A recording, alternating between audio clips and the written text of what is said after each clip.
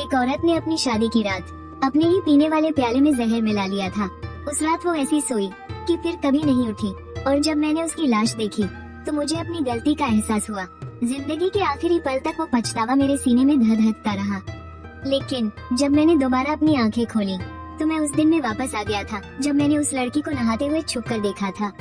कमीने, आज से मैं मान लूंगा कि मेरा कोई बेटा ही नहीं है। दफा हो जाए यहाँ से।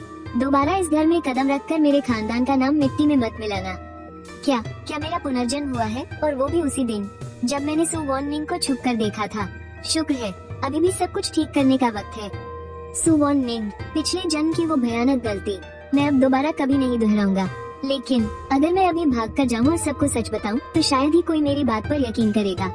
मुझे अपने कामों से खुद को साबित करना होगा।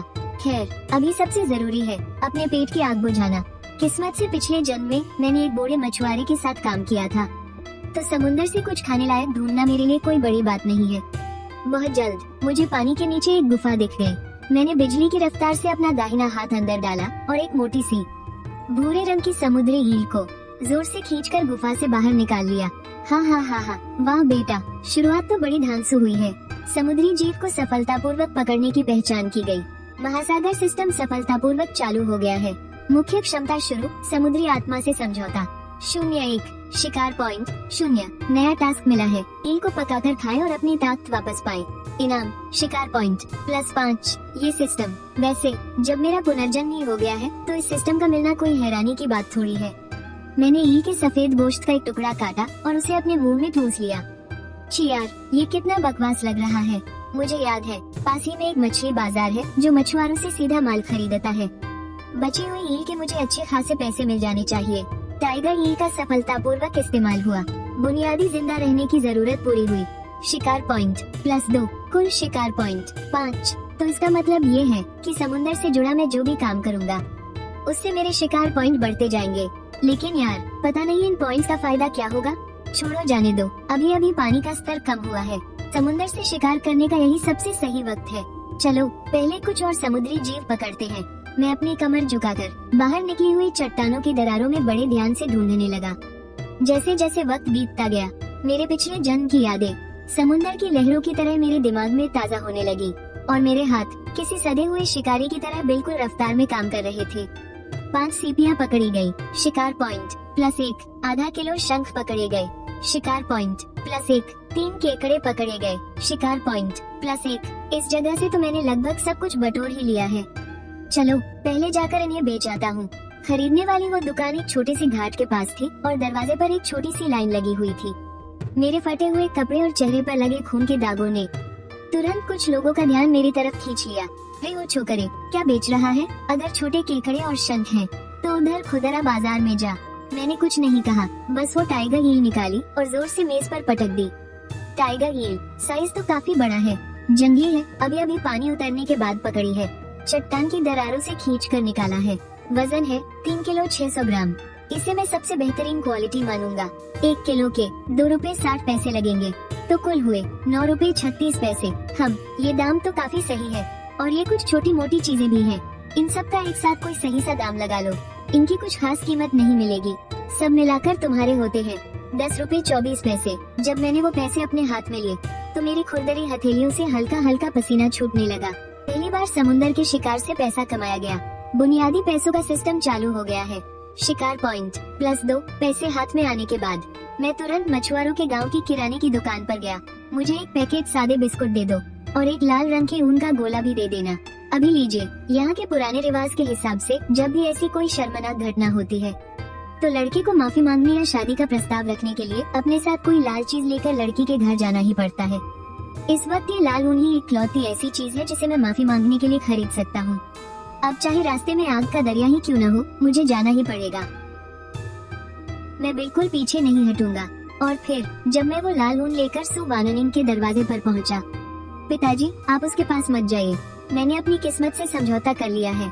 कैसी किस्मत? मैं साले की टांगे न तोड़ दूं। शेन परिवार का वो कमीना लड़का। मैंने आज तक पूरी जिंदगी में किसी से ऊंची आवाज में बात नहीं की, लेकिन इस बार मैं उस शेन शौशान को नहीं छोड़ूंगा। पिछले जन्म में इसी भयानक निराशा ने आखिरकार सु वाननिंग की जान ले ली थी। मैं इस दर्दनाक हादसे को दोबारा बिल्कुल नहीं होने दूंगा। मैंने पूरी हिम्मत जुटाई और उस कमजोर से लकड़ी के दरवाजे को खटखटाया। अंदर से आवाज आई, कौन है? हाय जी चाचा, मैं हूँ शिन चेन। अरे ओ कमीने, तेरे यहाँ आने की हिम्मत कैसे हुई? आज तो मैं तुझे जान से मार डालूंगा। सू दाहाई ने मारने के लिए लकड़ी का डंडा उठा लिया, लेकिन मैं अपनी जगह से बिल्कुल नहीं हिला, बल्कि मैं दरवाजे की चौखट पर सीधे घुटनों के बल बैठ गया। मेरी इस हरकत को देखकर गुस्से से आग बबूला हो रही सू दाहाई भी एक पल के लिए सन रह गए। हाय जी चाचा, वाननिंग के साथ जो हुआ मेरी गलती है। आप चाहे तो मुझे जान से मार दीजिए, मैं अपना हाथ तक नहीं उठाऊंगा। लेकिन एक बार मेरी पूरी बात सुन लीजिए। मैं आज भगवान की कसम खाकर कहता हूँ कि पहले वाला वो कमीना शिन चेन अब समंदर में डूबकर मर चुका है। मैं आज यहाँ आपसे और वाननिंग से बस एक आखिरी मौका मांगने आया हूँ। ये चीजें मैंने समंदर किनारे से सीपियाँ बेचकर कमाए पैसों से खरीदी हैं। मैं जानता हूँ कि ये कोई बहुत बड़ी चीज नहीं है, लेकिन आगे से मैं अपनी मेहनत की कमाई से वाननिंग को एक बहुत अच्छी जिंदगी दूंगा। अपना ये कूड़ा कचरा उठा और दफा हो जा यहाँ से। मेरी वाननिंग चाहे सारी उम्र कुंवारी बैठी रहे, लेकिन तुझ जैसे जानवर के साथ मैं उसे कभी नहीं भेजूंगा। इतना कहकर सू दाहाई ने जोर से दरवाजा मेरे मुंह पर बंद कर दिया। मैं बाहर 15 मिनट तक वैसे ही घुटनों के बल बैठा रहा, जब तक कि अंदर से आ रही सू वाननिंग के सिसकने की आवाज धीरे धीरे कम नहीं हो गई। चलो, लगता है आज की ये मुश्किल किसी तरह टल गई है। मैं चुपचाप अपनी जगह से उठा और लालून के उस गोले को बहुत ही प्यार से चौखट के पास रख दिया। वहाँ से निकलने के बाद मैंने एक लकड़हारे वाला चाकू और नायलॉन की रस्सी का एक छोटा सा बंडल खरीदा। साथ ही थोड़ा सा सेंधा नमक भी ले लिया। फिर मैंने केकड़े पकड़ने के लिए 2 जाल बुने और उन्हें समंदर के गहरे पानी में डाल दिया। सफलतापूर्वक 2 शुरुआती केकड़ा जाल बनाए और लगाए गए। सी कैच पॉइंट्स में 5 अंकों की वृद्धि। वर्तमान सी कैच पॉइंट्स 15। सिस्टम ने डिटेक्ट किया है कि होस्ट के पॉइंट्स 15 तक पहुंच गए हैं। ओशन आइज अनलॉक कर दी गई है। अब आप 10 मीटर के दायरे में किसी भी खास समुद्री जीव या बहुत ही कीमती समुद्री शिकार की मौजूदगी को महसूस कर सकते हैं। अगले ही पल मेरी आंखों में एक बहुत ही हल्की सी ठंडक का एहसास दौड़ गया। मैंने अनजाने में ही अपने पास मौजूद एक गीली चट्टान की दरार की तरफ देखा। वहाँ एक गहरे लाल रंग का समुद्री जीव यानी सी एनीमोन चिपका हुआ था। हाँ, इस गजब की ताकत के मिलने के बाद तो अब समंदर में शिकार करना मेरे लिए चुटकियों का खेल हो जाएगा। जाल में केकड़ों के फंसने में अभी वक्त लगेगा, तब तक मुझे घर चलकर थोड़ा आराम कर लेना चाहिए। कल सुबह आकर इन्हें चेक करूंगा। मैं अपने बुरी तरह थक चुके शरीर को घसीटते हुए अपनी यादों में बसे उस पुराने घर की तरफ चल पड़ा। लेकिन जैसे ही मैंने घर का लकड़ी वाला दरवाजा खोला, कौन है? अरे हरामजादे, तेरी इस घर में वापस कदम रखने की हिम्मत कैसे हुई? पिताजी, 1 मिनट रुकिए, मेरी गलती है। मुझे पता है मैंने बहुत बड़ी गलती की है। तेरी गलती? साले तेरी इतनी हिम्मत, तूने पूरे शेन खानदान की इज्जत को मिट्टी में मिला दिया है।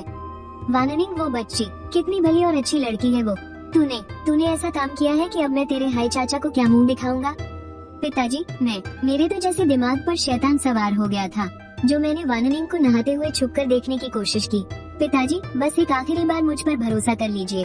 पहले वाला वो कमीना और नालायक बेटा सच में उस समंदर में डूबकर मर चुका है। मैं कसम खाता हूँ कि आज के बाद मुझे अब इज्जत की जिंदगी जीनी है। मैं अपने किए सारे पाप धोना चाहता हूँ। पिताजी मेरी आंखों में घूरते रहे। उन आंखों में अब पहले जैसी चालाकी और बेईमानी नहीं थी, बल्कि एक अजीब सा पक्का इरादा था। उनका हाथ जिसमें डंडा था आखिरकार धीरे धीरे नीचे आ गया। पिताजी, मंझले भैया को मत मारिए ना। भैया, आपके सिर से तो खून बह रहा है। पिछले जन्म में सिर्फ मेरी छोटी बहन ही थी जो मुझे प्यार करती थी। जब मेरे सबसे बुरे दिन चल रहे थे, तब उसी के हिस्से का खाना खाकर मैंने अपने दिन काटे थे। ये सोचते ही मेरा दिल भर आया और मुझे खुद पर बहुत शर्मिंदगी हुई। शिन शाओथांग, अंदर जा, बीच में मत पड़। और तू जा अंदर जा और अपना ये हुलिया ठीक कर। मुझे देखकर ही चिढ़ मचती है। पिताजी, माँ कहाँ है और कहाँ जाएंगी? वानजी समंदर किनारे गई है। वानजी समंदर किनारे? आज तो 15 तारीख है। हे भगवान, पिछले जन्म में भी माँ आज ही के दिन समंदरी कीड़े मकोड़े पकड़ने गई थी। पैसे बचाने के चक्कर में उन्होंने कुछ खाया नहीं था और भूख के मारे उन्हें चक्कर आ गया था। नतीजा ये हुआ कि वो लहरों में बहते बहते बची थी। नहीं, मुझे अभी जाना होगा। पिताजी, मैं वानजी जा रहा हूँ माँ को ढूंढने। तू जाएगा? तू और क्या रायता फैलाएगा तू? जाकर कोई नया तमाशा मत खड़ा कर देना। मुझे पता है कि मैं पहले एक नंबर का कमीना था, लेकिन मुझे समंदर से चीजें पकड़नी थोड़ी बहुत आती है। मैं माँ की मदद करूँगा। मैं उन्हें कोई परेशानी नहीं दूंगा, पक्का। छोड़िए पिताजी, मैं जा रहा हूँ। बाकी बातें हम बाद में करेंगे। मैं दौड़ते हुए समंदर के किनारे कीचड़ वाले हिस्से में पहुंचा। मेरी सांसें फूल रही थी और मैं इधर उधर देखने लगा। वहाँ लोगों की भारी भीड़ जमा थी। गांव वाले मिट्टी के तेल की लालटेनें झुककर कुछ ढूंढ रहे थे। माँ, शिनचेन, तू यहाँ कैसे? अरे, तेरे सिर पर तो चोट लगी है। अरे वाह, आज तो नवाबजादे भी काम करने आ गए। या तुम्हें लग रहा है कि तुम्हारी माँ ने कम चीजें पकड़ी हैं? तो तुम काम बिगाड़ने आ गए? मैंने उसकी बकवास पर ध्यान नहीं दिया। मैं तेजी से माँ के पास गया। उनकी टोकरी में ना के बराबर सीपिया देखकर और ठंड से नीले पड़े छालों से भरे उनके हाथों को देखकर मैं रोने ही वाला था।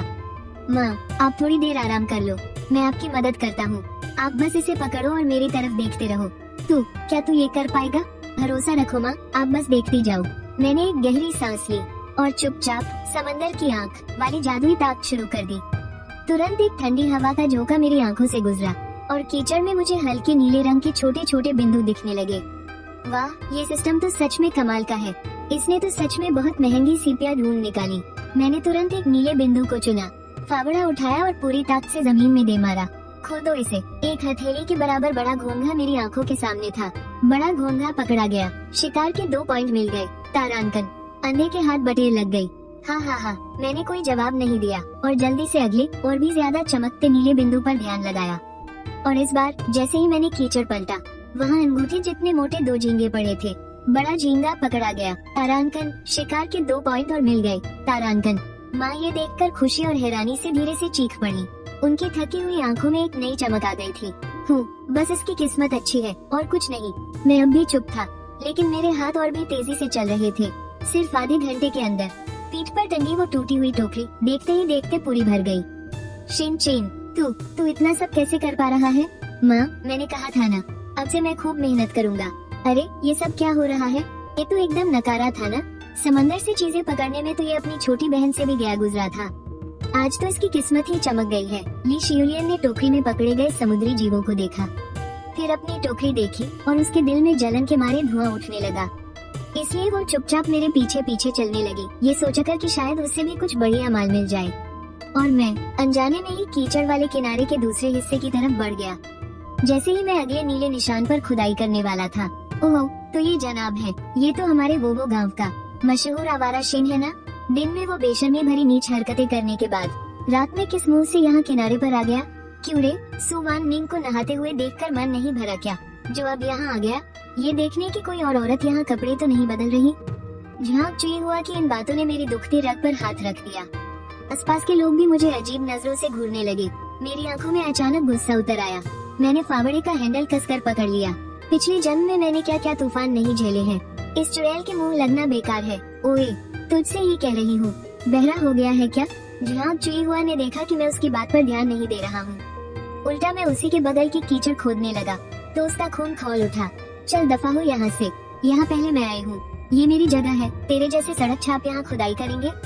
निकल जा यहाँ से, मेरे किनारे को गंदा मत कर। ये वांगजी का किनारा सरकारी है, यहाँ किसी की बपौती नहीं चलती। अगर तुम खुदाई कर सकती हो तो मैं भी कर सकता हूँ। बकवास बंद कर। कैसा सरकारी? मेरी नजर में ये मेरी ही जगह है। तेरा बाप शेन शोर शान भी एकदम बेवकूफ है। इसने तेरे जैसे नाकारा इंसान को पैदा किया। बुढ़े में तो कोई अक्ल है नहीं और जवान ने कुछ सीखा नहीं। तेरी माँ ने तेरे जैसे बदतमीज को जन्म दिया, उसकी तो किस्मत ही फूट गई थी। मुझे तो लगता है शेन परिवार का कोई भी मर्द किसी काम का नहीं है। बस तेरी बेचारी माँ ही तो है जो तुम जैसे नकारा लोगों का बोझ उठा रही है। एकदम सड़े हुए निकम्मे लोग, और फिर भी अपना काला मुंह लेकर यहाँ बेइज्जती कराने आ जाते हैं। ये सुनते ही मेरे माथे की नसें तंग गई और मेरी आंखों से जैसे आग बरसने लगी। जब मेरे सब्र का बांध टूट गया और मैं उस चुड़ैल के सिर पर फावड़ा दे मारने ही वाला था कि झांक चुई हुआ, ओ सड़े मुंह वाली डायन, तूने किसके घर के मर्दों को नकारा बोला रे? तेरा ये गंदा मुंह नोच दूंगी मैं। अरे ओ बेशर्म औरत, तेरा खुद का मर्द तो समंदर में मछली पकड़ने लायक है नहीं, हर बार खाली हाथ ही वापस लौटता है, और तू यहाँ किनारे पर आकर अपना ये गंद मचा रही है। मेरा शेन परिवार चाहे जैसा भी हो, मेरा देवर चाहे जितना भी नाकारा हो, लेकिन मेरे ससुर जी एक इज्जतदार पुराने मछुआरे हैं। तेरी जैसी गंवार औरत को हम पर उंगली उठाने का कोई हक नहीं है। मुझे तो लगता है कि तेरा मर्द ही किसी काम का नहीं है, तभी तो पागल कुतिया की तरह हर किसी को काटती फिर रही है। ली शियुलियन, तेरी तो। ली शियुलियन बहुत ही तेजी से बोल रही थी। उसकी आवाज तीखी और बेहद तेज थी। उसका एक एक लफ्ज चाकू की तरह था जो सीधा झांक चुई हुआ की दुखती रग पर वार कर रहा था। तेरी तो क्या, और तू ओए पूंछ की तरह पीछे घूमने वाली, दिन भर अपनी बहन के पीछे पीछे घूमकर लोगों की चुगलियां करती है। वो दिन भूल गई क्या जब तू कमरे में वो गंदा काम करते हुए पकड़ी गई थी? बोल, कहूँ क्या मैं सबके सामने? यही इसी किनारे पर तेरा पूरा कच्चा चिट्ठा खोल दूं? बेशर्म बहनों की जोड़ी, और फिर भी यहाँ खड़े होकर दूसरों के घर की बुराई करने की तुम्हारी हिम्मत कैसे हुई? बहुत हो गया, अब सब अपना मुंह बंद रखो। मेरी नाक कटवा कर रख दी है, क्या इतनी बेइज्जती काफी नहीं है? एक पागल औरत के मुंह क्यों लग रही हो? चलो घर चलो, पता नहीं क्या तमाशा लगा रखा है। अगर दोबारा मेरे शेन परिवार को गाली दी ना, तो मैं तुम दोनों का मुंह नोच लूंगी, और देवर जी तुम भी ना। ये लोग तुम्हारे सिर पर चढ़कर तुम्हारी बेइज्जती कर रहे हैं, और तुमने मुंह से एक लफ्ज तक नहीं निकाला। आज तो तुम्हारी किस्मत अच्छी है। चलो जल्दी से काम पर लग जाओ, जल्दी खोदो ताकि हम घर जा सके। ये कहकर उसने दिखावा करना बंद कर दिया और मेरे ठीक पीछे पीछे चलने लगी। उसकी आंखें किसी सर्चलाइट की तरह मेरे खोदे हुए हर कोने को घूर रही थी, इस उम्मीद में कि शायद कुछ बचा खुचा उसे मिल जाए। पिछले जन्म में तो मुझे लगता था कि भाभी बहुत लालची और कंजूस है, लेकिन मैंने कभी नहीं सोचा था कि वो अपने परिवार के लिए इतनी बेबाक और रक्षक भी हो सकती है। भले ही उनका मकसद सिर्फ मुझे बचाना ना हो, लेकिन परिवार के लिए लड़ने की उनकी यह हिम्मत सच में मुझे उनका एक नया रूप दिखा रही थी। मैंने अपना सिर हिलाया और ज्यादा सोचना बंद कर दिया। अभी ठक से एक भारी आवाज आई, लगा जैसे कुदाल किसी बहुत सख्त चीज से टकरा गई हो। मैंने बहुत सावधानी से आसपास की मिट्टी हटाई और वहाँ एक तसले जितना बड़ा सख्त सा आकार बाहर निकल आया। ये क्या चीज है? इतना बड़ा पत्थर? मेरा दिल जोरों से धड़कने लगा। मैंने नीचे बैठकर उसके ऊपर की कीचड़ को साफ किया। जैसे ही थोड़ी मिट्टी हटी, आसपास खड़े लोगों की सांसें जैसे रुक सी गई। अरे बाप रे, ये तो एक सीप है। इतनी बड़ी सीप, कितने सालों से ऐसी चीज नहीं देखी। हे भगवान, इतनी बड़ी सीप। ली शूलियन ने बिना सोचे समझे उसे छूने के लिए हाथ बढ़ाया, लेकिन मेरी नजर तेज थी। एक दुर्लभ समुद्री जीव मिला है, एक विशाल सीप। समुद्री खोज के 20 पॉइंट मिल गए, अब कुल पॉइंट 40 है। ये तो अब सभी चाचा ताऊ के आशीर्वाद का फल है। माँ चलो अब घर चलते हैं। हाँ हाँ चलो घर चलते हैं। यकीन नहीं होता कि इसे ये मिल गया। इसकी किस्मत तो बहुत ही अच्छी है। अगर ये मुझे मिल जाता तो मेरे बेटे की स्कूल की फीस का जुगाड़ हो जाता।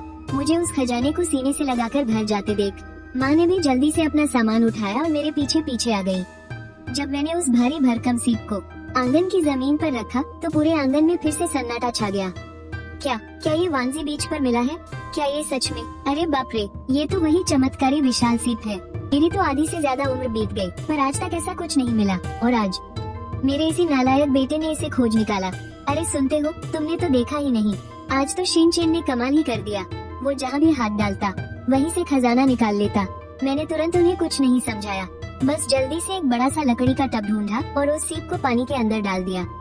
मैंने उसमें समंदर का पानी भर दिया था। वैसे तो ये पानी के बिना भी जल्दी नहीं मरता, लेकिन पानी में रहने से ये ताज़ा रहेगा और बाजार में इसके अच्छे पैसे मिलेंगे। मंजले भैया, ये क्या है? ये एक विशाल सीप है। देखो, क्या ये समंदर के किसी बड़े पत्थर जैसा नहीं लग रहा? क्या ये जिंदा है? हाँ बिल्कुल जिंदा है। देखो, ये पानी के अंदर सो रहा है। सच में। ठीक उसी वक्त आंगन के दरवाजे पर एक परछाई सी दिखाई दी। ली शियुलियन ने अपना सामान एक तरफ रखा और झट से पानी के टब के पास आ गई। वाह, ये तो सच में कोई नायाब चीज है। शिनचैन, तुम्हारी किस्मत तो सच में। उसने अपने हाथ मलते हुए मेरी तरफ देखा। उसके चेहरे पर एक बड़ी सी मुस्कान थी, लेकिन बात उसके गले में ही अटक कर रह गई। और आखिर में उसने सीधे तौर पर कुछ नहीं कहा। हे, मैंने कभी नहीं सोचा था कि भाभी का ऐसा रूप भी देखने को मिलेगा। माँ, आज हमारे हाथ इतना बड़ा खजाना लगा है, ये तो खुशी की बात है। क्यों न आज एक मुर्गा काटा जाए, दावत हो जाए और थोड़ी ताकत भी आ जाएगी। कैसा मुर्गा? पैसे बर्बाद करने की आदत पड़ गई है क्या? अरे माँ, आप खुद ही देखो ना, मेरे सिर की चोट अभी तक पूरी तरह से ठीक नहीं हुई है। और फिर जश्न मनाना तो बनता है ना। माँ, और शेन शियातांग को भी थोड़ा अच्छा खाने दो। शेन शियातांग ने जैसे ही मुर्गा खाने की बात सुनी, उसकी आंखें खुशी से चमक उठी और उसने चुपके से अपने मुंह में आया पानी गटक लिया, लेकिन वो कुछ बोलने की हिम्मत नहीं कर पाई। ठीक है, उस सबसे बड़े लाल मुर्गे को काट दो। वो सबसे ज्यादा दाना चुगता है और अंडे भी तो नहीं देता। आज उसी की शामत आएगी। माँ, आप आराम कीजिए, आज मैं खाना बनाऊंगा। देखते ही देखते गर्मागर्म सी फूड और चिकन सूप का बर्तन मेज पर परोस दिया गया। खाना लग गया है, बहुत अच्छी खुशबू आ रही है। दूसरे भैया, माँ कितनी अच्छी महक है। मुझे खाना है। वहीं रुक जाओ, जरा अपनी हालत तो देखो, पूरे शरीर पर मिट्टी लगी है। जाकर अपने हाथ धो लो। जब तक हाथ साफ नहीं होंगे खाने के बारे में सोचना भी मत। शियुलियन, तुमने पूरी रात बहुत मेहनत की है, आओ हमारे साथ थोड़ा खा लो। तो इसके लिए आपका शुक्रिया माँ। और शेन हुंगयुआन भी खुशबू सूंघते हुए वापस आ गया। उसने सूप का एक बड़ा घूंट भरा। बहुत स्वादिष्ट, मजा आ गया। दूसरे चाचा के हाथ का खाना माँ के खाने से 100 गुना ज्यादा अच्छा है। क्या सच में इतना अच्छा है? ये खाना एक अजीब लेकिन बहुत ही प्यारे और खुशनुमा माहौल में पूरा हुआ। शेन चेन, तुम उस बड़ी सीप का क्या करने वाले हो? कल मैं तुम्हारे साथ कस्बे के मछली बाजार चलूंगा। ठीक है, वो बहुत भारी है, मैं उसे उठाने में तुम्हारी मदद कर दूंगा। बड़े भैया की आंखों में मेरे लिए वो भोली सी फिक्र देखकर मेरा दिल भर आया। मैंने धीरे से सिर हिलाया। ठीक है भैया, कल आपको थोड़ी तकलीफ होगी। आंगन के बाहर चांदनी किसी शांत नदी की तरह बिखरी थी।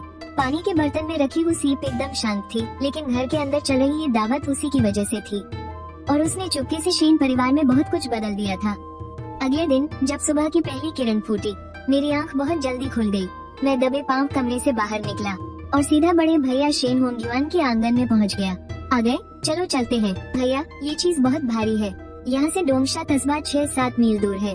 अगर धूप से यह मर गई तो इसके पैसे नहीं मिलेंगे। मैं जो शियाओवांग को बुलाकर लाता हूँ। उसके पिताजी के पास ट्रैक्टर है, उससे एक चक्कर लगाने को कहते हैं। उसे पेट्रोल के थोड़े पैसे दे देंगे। ठीक है, तुम जाकर बुला लाओ, मैं यहाँ इसका ध्यान रखता हूँ। बात खत्म होते ही आंगन के बाहर से तेज कदमों की आवाज आने लगी।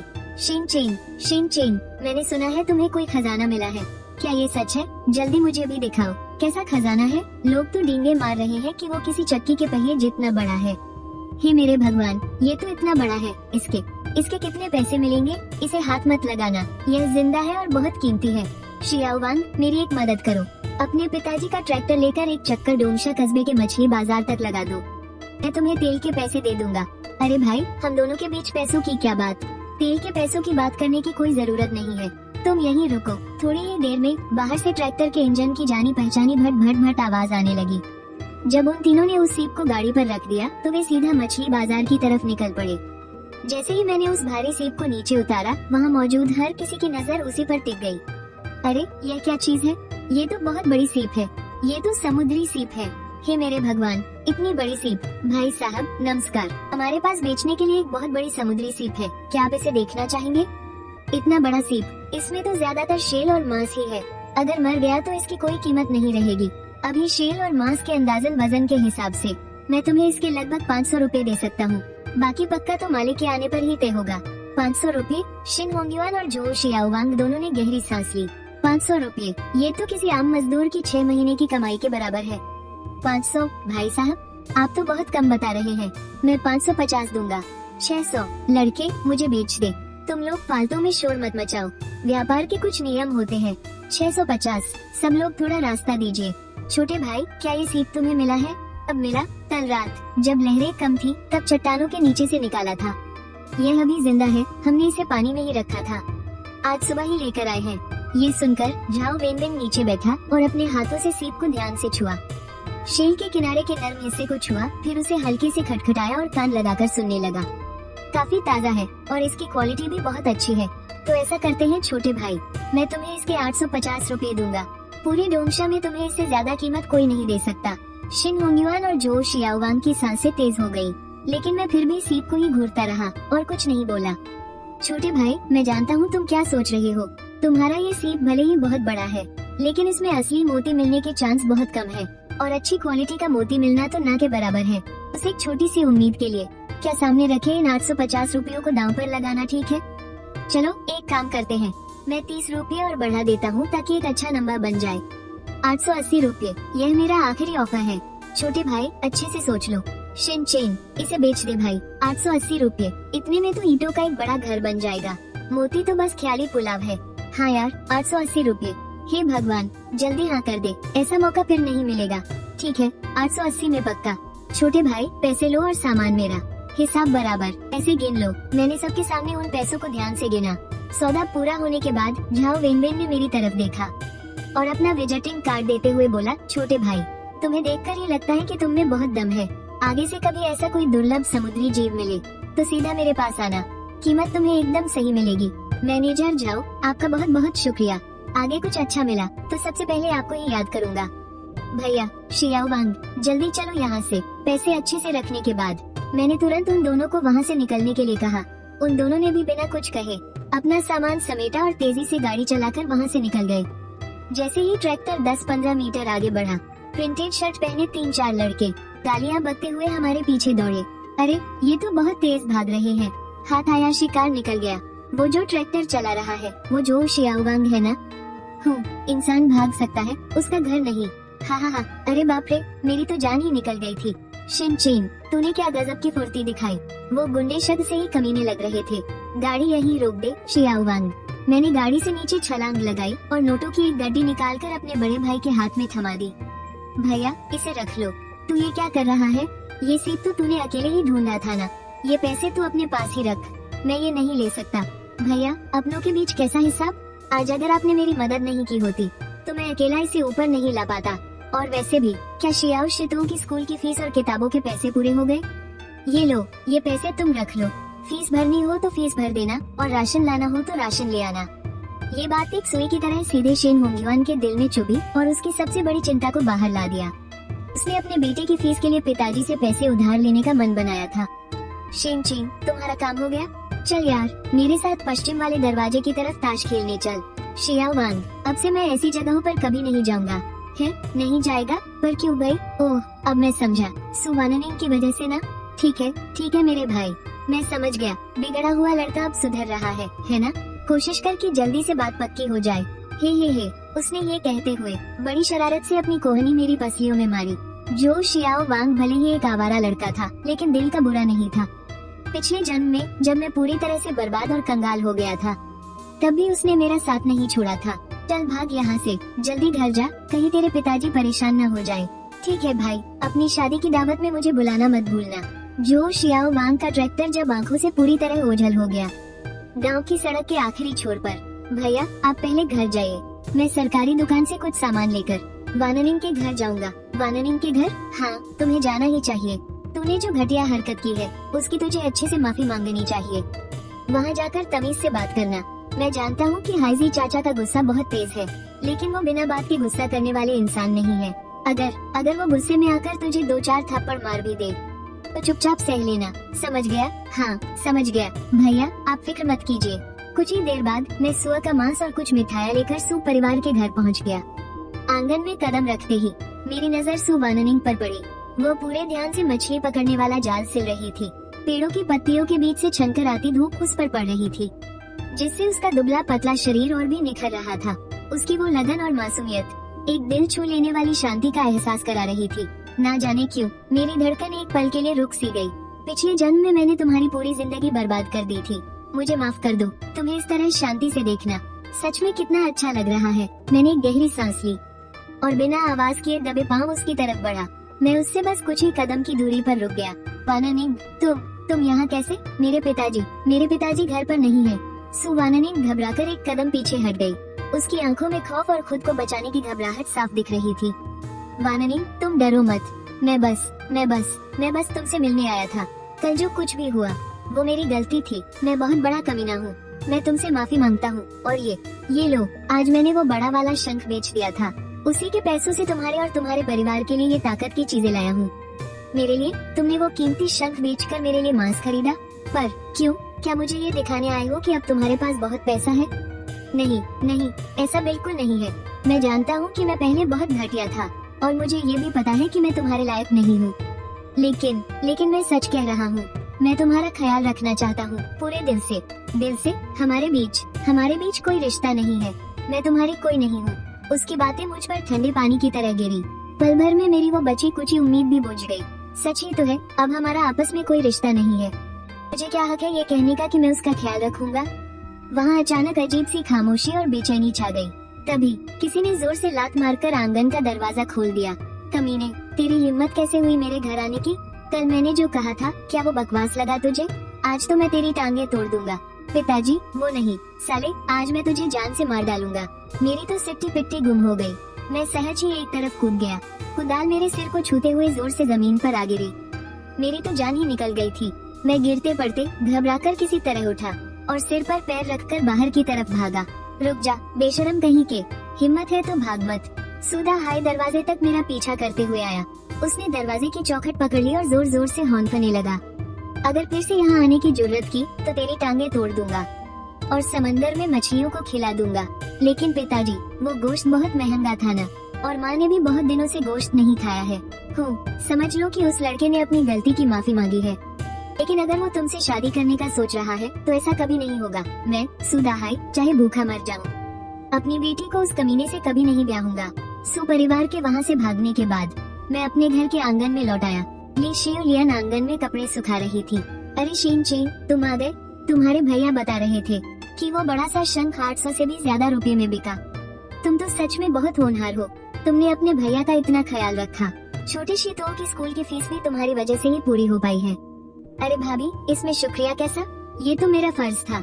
वैसे शीतो कहाँ है? वो उत्तर वाले जंगल में केकड़े पकड़ने गया है। उत्तर वाले जंगल की वो जगह समंदर के पास ही थी। वहाँ एक मैंग्रोव का जंगल है और सच में वहाँ बहुत सारे बड़े बड़े केकड़े मिलते हैं। मैं अभी जाकर देखता हूँ उसे। इतना कहकर मैं मुड़ा और अपने घर के अंदर चला गया। पिताजी, माँ, पासबुक के सारे पैसे यहाँ हैं। बेटा, ये पैसे अभी मैं तेरे लिए संभाल कर रख लेती हूँ। जब आगे चलकर तेरी शादी होगी ना, तो तेरे लिए एक नया घर बनवाएंगे। ठीक है माँ। पिताजी, मैं उत्तर वाले जंगल में जाकर शीतो को देखता हूँ और साथ में कुछ केकड़े भी पकड़ लाऊंगा। शियाओ तांग, चलो अपने मंझले भैया के साथ केकड़े पकड़ने चलोगी? हाँ हाँ हाँ, जल्दी। मुझे जंगल के किनारे छोटा शीतो मिल गया। वो नन्हा बच्चा कीचड़ वाले गड्ढे के पास पेड़ के बल लेटा हुआ था और पेड़ की जड़ के पास बने एक बिल में पूरी ताकत से अपना हाथ घुसा रहा था। जोर लगाने से उसका छोटा सा चेहरा एकदम लाल पड़ गया था। शीतो, चाचा, आप लोग यहाँ क्या कर रहे हैं? यहाँ के केकड़े बहुत चालाक हैं चाचा। इन्हें पकड़ना बहुत मुश्किल है। मैंने पूरे आत्मविश्वास के साथ एक हल्की सी मुस्कान दी और चुपचाप अपनी विशाल समंदर की आंख वाली शक्ति को चालू कर लिया। कुछ ही पलों में मेरी नजर एक हल्की सी चमकती हुई रोशनी पर टिक गई। मैंने सबसे पहले लोहे की छड़ के नुकीले सिरे से बिल के मुहाने पर पड़ी सड़ी हुई पत्तियों और मिट्टी को बहुत ही सावधानी से हटाया। फिर मैंने छड़ को धीरे धीरे बिल के अंदर डाला और बहुत ही हल्के हाथों से दाएं बाएं टटोलने लगा और आखिर में अपनी कलाई से जोर का झटका दिया। काली मिट्टी में लिपटा हुआ एक जीव जबरदस्ती बिल से बाहर खींच लिया गया। वाह केकड़ा, कितना बड़ा केकड़ा है। वाह मंझले चाचा, अब तो बहुत कमाल के हैं। तुम दोनों इस पर नजर रखना, मैं और ढूंढ कर लाता हूँ। महज आधे घंटे के अंदर मैंने पूरे 7 हरे केकड़े पकड़ लिए थे। फिर मैं उस जगह गया जहाँ सबसे ज्यादा तेज रोशनी चमक रही थी। मैंने फिर से वही तरीका अपनाया और जल्द ही एक और बड़े से जीव को जोर से बिल के बाहर निकाल लिया और इस हरे केकड़े का आकार पहले पकड़े गए किसी भी केकड़े से बहुत बड़ा था। बाहर आते ही उसने गुस्से में अपने दोनों डंक हवा में उठा लिए, जैसे वो अपने सामने खड़े इस बिन बुलाए मेहमान पर हमला करना चाहता हो। लेकिन मैंने सही मौके का इंतजार किया और लोहे की छड़ से उस केकड़ों के राजा की पीठ को एकदम सटीक तरीके से दबा दिया। फिर पहले से तैयार रखी हुई घास की मजबूत रस्सी से बड़ी ही महारत के साथ उसके दोनों बड़े डंकों को कसकर बांध दिया। वाह कितना विशाल केकड़ा है। भैया, आप तो सच में लाजवाब हो। अंजलि चाचा, हाँ, आपको कैसे पता चला कि वहाँ पर केकड़ा है और वो भी इतना बड़ा? बस चीजों को ध्यान से देखना और समझना पड़ता है। चलो चले, अब इन छोटे केकड़ों को जाकर बेच देते हैं। 7 हरे केकड़े पकड़ने में सफलता मिली। समुद्री शिकार स्को में 2 की वृद्धि। 1 किंग केकड़ा पकड़ने में सफलता मिली। समुद्री शिकार स्को में 5 की वृद्धि। वर्तमान समुद्री शिकार स्को 62। जल्दी ही हम मछली मंडी पहुंच गए। अरे ये लड़का यहाँ कैसे? सुना है कल इसे कोई कीमती सीप मिली थी। सुबह सुबह शहर जाकर महंगे में बेच आया। मुझे दर्शन तक नहीं कराए।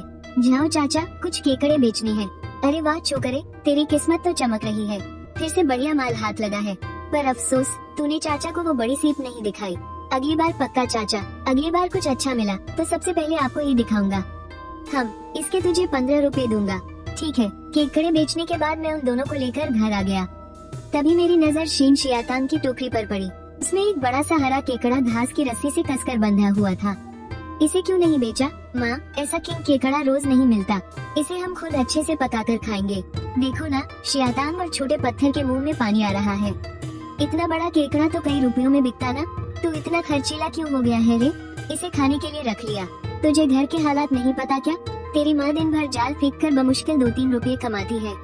इस एक केकड़े की कीमत मेरी 3 दिन की कमाई के बराबर है। माँ, अगर आपको पता होता कि भविष्य में इतना बड़ा जंगली किंग केकड़ा 1000 रुपये से कम में मिलता ही नहीं है, तो शायद आप इसे और भी नहीं खाने देती। बस खाना है, खाना है। क्या पैसे पेड़ पर उगते हैं जो उड़ा रहा है? नालायक कहीं का। शीन शियातांग ने जैसे ही सुना कि दोपहर को बड़ा केकड़ा खाने को मिलेगा, उसकी आंखें चमक उठी। उसे लगा जब से दूसरे भैया ने वानिंग दीदी को नहाते हुए छुप कर देखा है, तब से उसे रोज गोश्त खाने को मिल रहा है। अगर भैया एक बार और छुप कर देख ले तो कितना अच्छा हो। फिर तो रोज गोश्त खाने को मिलेगा। रात को जल्दी सो जाना। जो भी है, कल समुद्र में चलेंगे। अगर तू जल्दी नहीं सोया ना तो सुबह उठ नहीं पाएगा। ये सुनकर मेरे दिल की धड़कन तेज हो गई। ये परखने का सही मौका है कि मेरी समुद्र की आंख वाली शक्ति कितनी काम आती है। खाना खाकर सब लोग अपने अपने कमरे में सोने चले गए। अगले दिन भोर होते ही दरवाजे के बाहर से लियो बुइलान की दबी हुई आवाज आई, शेन चेन उठ जा, तेरे पिताजी और भैया तैयार है, जल्दी कर, तेरे पिताजी कह रहे हैं कि लहरें किसी का इंतजार नहीं करती। मैं झटके से उठ बैठा, उठकर ठंडे पानी से मुंह धोया और उन दोनों के साथ घर से निकल पड़ा। हम तीनों बाप बेटे खामोशी से समुद्र किनारे अपनी छोटी नाव की तरफ बढ़ चले। आखिरकार मैं समंदर में जा रहा हूँ। इस पगडंडी पर फिर से कदम रखते हुए सब कुछ इतना जाना पहचाना लग रहा था, पर मेरे पिछले जन्म से जो बात अलग थी वो ये कि इस बार मेरे साथ मेरे खामोश पर भरोसेमंद पिता और भाई थे। कुछ ही देर में हम तीनों नाव पर पहुंच गए। पिताजी शेन शौशान रस्सियों और नाव की जांच करने लगे। अरे जेन काका, इतनी सुबह सुबह? हम, अरे शेन चेन छोकरा भी आया है। सुना है आजकल तेरी किस्मत आसमान छू रही है, कभी कीमती सीप तो कभी बड़े केकड़े मिल रहे हैं। तू तो अपने बाप के जवानी के दिनों से भी ज्यादा उस्ताद निकला। सुप्रभात शेन चाचा, किस्मत की बात है, बस किस्मत। हा, किस्मत होना भी तो एक हुनर है। पहले से कहीं ज्यादा चुस्त लग रहे हो, अपने बापू से अच्छे से सीखना। इस समंदर में अगर हुनर हो तो ये सबका पेट भर सकता है। मैंने कोई जवाब नहीं दिया, बस जल्दी से अपना भाला और टोकरी सही जगह पर रख दी और फिर हाथ बढ़ाकर उस बर्फीले पानी को छुआ। उन जानी पहचानी लहरों को महसूस करते हुए ऊपर आ गया। शेन चेन, ठीक से बैठ जा।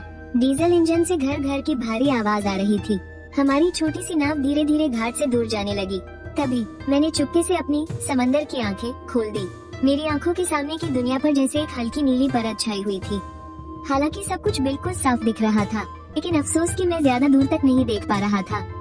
समंदर बहुत विशाल है और 10 मीटर तक की इस नजर के साथ मैं लगभग एक अंधे इंसान जैसा ही था। मैं नाव के किनारे पर कसकर लेटा हुआ था और मेरा आधा शरीर आगे की तरफ झुका हुआ था। मेरी नजरें उन छोटी मछलियों पर गड़ी थी। मैं उन्हें शिकार करने वाली बड़ी मछलियों की तलाश कर रहा था। ये लड़का पहली बार समंदर में आकर डर के मारे पागल हो गया है क्या? नाव के किनारे लटक कर मरने का इरादा है? क्या देख रहा है? ठीक से बैठ, कहीं नीचे गिरकर मछलियों का चारा ना बन जाए। लेकिन मेरा पूरा ध्यान पानी के अंदर था। मुझे उनकी कोई बात सुनाई नहीं दी। मेरे बगल में बैठी शेन होंगयुआन को भी कुछ अजीब लगा तो उसने धीरे से मेरे कंधे को धक्का दिया। Shane chain, Shane chain. अचानक पुकारे जाने से मैं बुरी तरह चौंक गया। मेरा संतुलन बिगड़ा और छपक मैं सीधे बर्फ जैसे ठंडे पानी में जा गिरा। शेन चेन, अरे नालायक, नाव रोको। और शेन होंगयुआन ने बिना कुछ सोचे समझे पानी में छलांग लगा दी। कुछ ही पलों में उसने मेरा हाथ पकड़ लिया। शेन शौशान ने भी नाव के किनारे से अपना हाथ आगे बढ़ाया। दोनों बाप बेटे ने मिलकर किसी तरह खींच तान कर मुझे नाव पर चढ़ाया और पानी गले में जाने की वजह से मैं बुरी तरह खांसने लगा। अरे बेवकूफ लड़के, कोई काम ठीक से नहीं कर सकता तू, बस मुसीबतें बढ़ाना आता है तुझे। नाव के किनारे लटक कर मरने का शौक चढ़ा है क्या? पिताजी की डांट सुनकर भी आज मेरा बर्ताव बिल्कुल अलग था। मैंने अचानक अपना सिर उठाया। मेरी आंखें चमक रही थी। पिताजी, भैया, मैकेरल मछलियों का एक बहुत बड़ा झुंड है। मैंने अभी अभी पानी के अंदर देखा है, हमारी नाव से बस कुछ ही मीटर आगे। मैकेरल, क्या तूने सच में ठीक से देखा?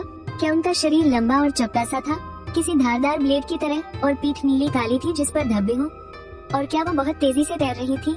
हाँ, बिल्कुल वैसे ही, नीली काली धब्बों वाली और बिजली की रफ्तार से तैरती हुई। एक बहुत बड़ा झुंड छोटी चांदी जैसी मछलियों का शिकार कर रहा था। जब मैं पानी में गिरा तो मैं उनके बिल्कुल करीब था। मैंने अपनी आंखों से देखा है। हाँ, बहुत बढ़िया, सब लोग कसकर बैठ जाओ।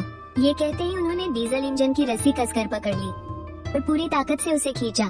इंजन किसी जंगली जानवर की तरह दहाड़ने लगा। शेन शौशान ने सीधा एक्सीलरेटर पूरी तरह दबा दिया और छोटी सी नाव एक झटके में ऐसे आगे बढ़ी जैसे किसी ने उसे कोड़ा मारा हो। नाव अपनी पूरी रफ्तार से मेरी बताई हुई जगह की तरफ दौड़ पड़ी। हम अमीर हो गए, अब तो लॉटरी लग गई। ये तो सच में मैकेरल मछलियों का झुंड है। शाबाश मेरे शेर, तूने बिल्कुल सही देखा था। जल्दी जाल फेंको, जल्दी करो। शेन होंगयुआन भी तुरंत हरकत में आ गया। वो नाव के आगे रखे मछली पकड़ने वाले जाल की तरफ लपका और हड़बड़ाहट में रस्सियां खोलने लगा। शेन चेन की किस्मत भी कमाल की है, पानी में गिरकर भी इसने मैकेरल का इतना बड़ा झुंड ढूंढ निकाला। लेकिन तभी एक नीली और काले रंग की परछाई अचानक पानी चीरते हुए बाहर निकली और फिर ऐसा लगा जैसे किसी ने खौलते हुए तेल के बर्तन में ठंडा पानी डाल दिया हो। पूरा समंदर एक पल में उबलने लगा। अनगिनत मैकेरल मछलियां पानी से बाहर उछलने लगी। हम मालामाल हो गए, कसम से, साला आज तो किस्मत ही खुल गई। जल्दी होंगयुआन, जाल फेंको। शेन होंगयुआन ने भी अपनी हैरानी को दरकिनार किया और जल्दी से जाल उठाकर पूरी ताकत से समंदर में फेंक दिया। जल्दी मेरी मदद करो, शेन चेन, आकर जाल खींचने में हाथ बटाओ। हम जोर लगाकर चिल्लाते हुए उस भारी भरकम जाल को ऊपर खींचने की जद्दोजहद करने लगे। जैसे ही जाल पानी से बाहर आया, वो फड़फड़ाती हुई मैकेरल मछलियों से पूरी तरह भरा हुआ था। उनके शल्क धूप में नीले और काले रंग की ठंडी चमक बिखेर रहे थे और उनकी पूंछ जोर जोर से पानी पर छपाके मार रही थी। पानी की अनगिनत बूंदें हवा में उड़ रही थी। इस एक जाल में ही कम से कम 50 किलो मछलियाँ होंगी। सफलतापूर्वक मैकेरल पकड़ी गई। Fishing point +5। वर्तमान फिशिंग पॉइंट 67। जल्दी मछलियाँ निकालकर उन्हें पानी वाले टैंक में डालो। शेन शोशान ने बड़ी फुर्ती से जाल से मछलियाँ निकाली और उन्हें नाव के बीच बने पानी वाले डिब्बे में फेंक दिया। लेकिन अभी पहले जाल की मछलियाँ पूरी तरह निकली भी नहीं थी कि पिताजी ने फिर से जल्दी मचाना शुरू कर दिया।